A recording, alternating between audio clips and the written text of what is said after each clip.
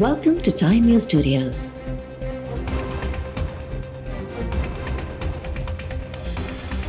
You are watching 1 p.m. Bulletin. Balochistan high court Tehreek Insaf J senator आज़म स्वाती ख़िलाफ़ सूबे में दाख़िल समूरा केस ख़त्म करण जो हुक्म ॾेई छॾियो। बलोचिस्तान हाई कोर्ट सेनेटर आज़म स्वाती जे पुट जी दरख़्वास्त ते हुक्म जारी कयो। आज़म स्वाती ख़िलाफ़ कुचलाग, हब ऐं जोब समेत 5 इलाइक़नि में FIRs दाख़िल करायूं वयूं हुयूं। बलूचिस्तान जी पुलिस आज़म स्वाती खे इस्लामाबाद मां गिरफ़्तार करे क्वेटा खणी आई हुई। बलूचिस्तान हाई कोर्ट 2 ॾींहं अॻु आज़म स्वाती ख़िलाफ़ वधीक को बि केस दाख़िल न करण जो हुक्म ॾिनो हो।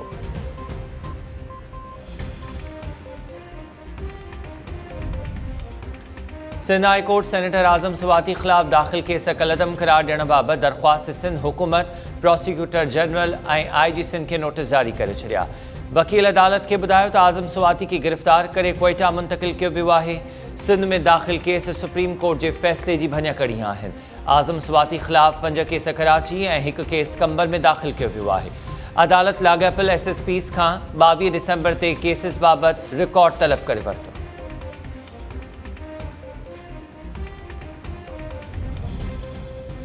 M6 motorway mega corruption case में FIA जांच जो दायरो वधाए छॾियो। नौशर फिरोज़ जे रूपोश थियल अॻूणे DC ताशफीन आलम जी घरवारी अरफाज़िया बि जांच में शामिल। FIA जे हिदायतुनि ते अरफाज़िया, सनस मुड़स ऐं ॿियनि जवाबदारनि जा अकाउंट्स सील। ठेकेदार रहमतुल्लाह सोलंगी, असगर जतोई, नौशर फिरोज़ जे तपेदार ठारू ख़ान, सिंध बैंक जे एरिया मैनेजर मुख्तियार चांडियो, अता हुसैन ऐं ज़ीशान जा अकाउंट भी सील किया विया। FIA जवाबदारनि जे लॉकर्स, अकाउंट्स में पियल रक़म ऐं ट्रांज़ैक्शन्स जा तफ़सील भी तलब करे वरिता। मेगा करप्शन केस में अॻूणो DC Matiari Adnan Rashid, AC Mansoor Abbasi, Sindh bank जो एरिया मैनेजर मुख्तियार चांडियो, ज़ीशान ऐं अता हुसैन गिरफ़्तार थियल आहिनि। अॻूणो DC नौशर फिरोज़ ताशफीन आलम रूपोश आहे।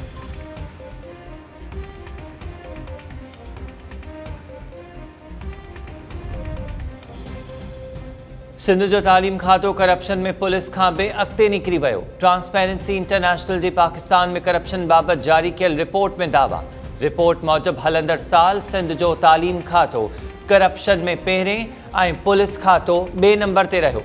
पाकिस्तान में मजमूई तौर पुलिस करप्शन में सभिनी खां अॻिते रही, पर सिंध में पुलिस 2 नंबर ते रही।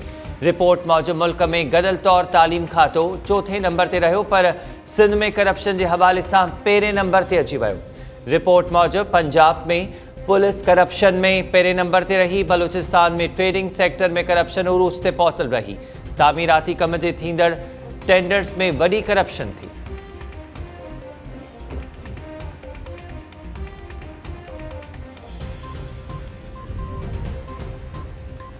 वज़ीर आज़म शहबाज शरीफ जो चवणु आहे त करप्शन मुल्क जे पाड़ुनि खे खोखलो करे तबाही जो सबबु बणिजे थी।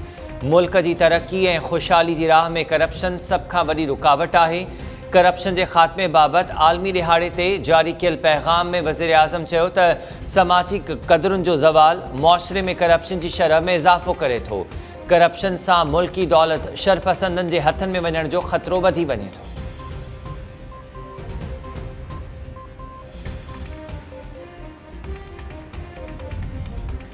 इमरान खान शहबाज शरीफ ख़िलाफ़ कूड़ियूं ख़बरूं शाया कराए पाण घड़ियूं चोरी कंदो रहियो। चोर ऐं कूड़े इमरान खान के पार्टी चेयरमैन के उहदे तां हटायो वञे।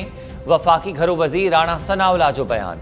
पंहिंजे बयान में राणा सनाउल्लाह चयो त बरतानवी अख़बार डेली मेल पारां शहबाज शरीफ खां मुआफ़ी वठण इन ॻाल्हि जो एतराफ़ आहे त इन कूड़ जो मास्टर माइंड इमरान खान आहे।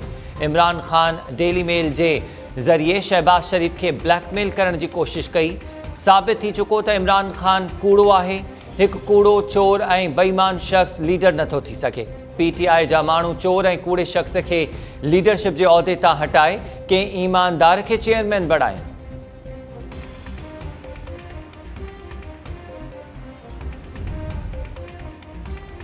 परदेही वज़ीर बिलावल भुट्टो ज़रदारी पारां सिंगापुर जो दौरो। सिंगापुर की सदर हलीमा याकूब सां मुलाक़ात। बेतरफ़ो सहकार वधाइण ऐं गॾियल दिलचस्पी के मामलनि ते ख़्यालनि जी ॾे वठि।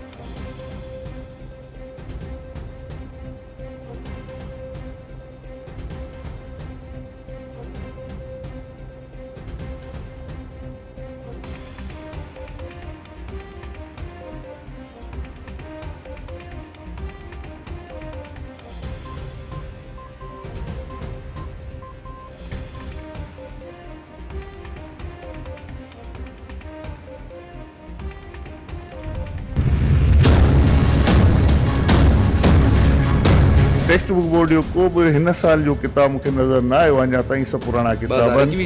हिकिड़ो किताब 21 जो आहे, बाक़ी 17 जा 16 जा 18 जा किताब आहिनि। पहिरीं मामले खे कंप्लीट सम्झूं छा मसइलो आहे, पोइ उन खां पोइ जेका बि रिपोर्ट हूंदी अॻियां कंदासीं। ये सिंध टेक्स्ट बुक बोर्ड जा जेके किताब आहिनि इहे ख़ुदि सिंध टेक्स्ट बुक वारा सेफरनि खे ख़ुदि ॾियनि था। शायद को पटे वालो आहे उन को कंहिं कबाड़ी खे ॾिना आहिनि। हीअ किताब 21 जा 18 जा आहिनि, पर इहे बि कंहिं गोदाम जी ज़ीनत ठाहिणु न खपनि। इहे बि किताब कंहिं ग़रीब मुस्तक़ ॿार जे हथ में हुअणु खपनि।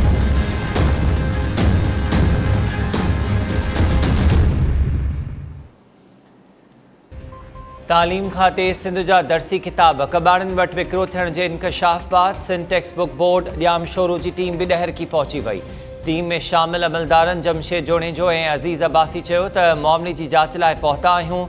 दर्सी किताब विकिरो करण वारे स्कैंडल में मुलविस माण्हुनि खे मुआफ़ न कयो वेंदो। डायरेक्टर स्कूल्स एजुकेशन दर्सी किताब विकिरो थियण वारे मामले जी जांच लाइ 2 रुकनी कमेटी बि जोड़े छॾी। शफ़ी मोहम्मद बुलो, शाहिसा लग़ारी ऐं अहमद बोज़ार कमेटी में शामिल।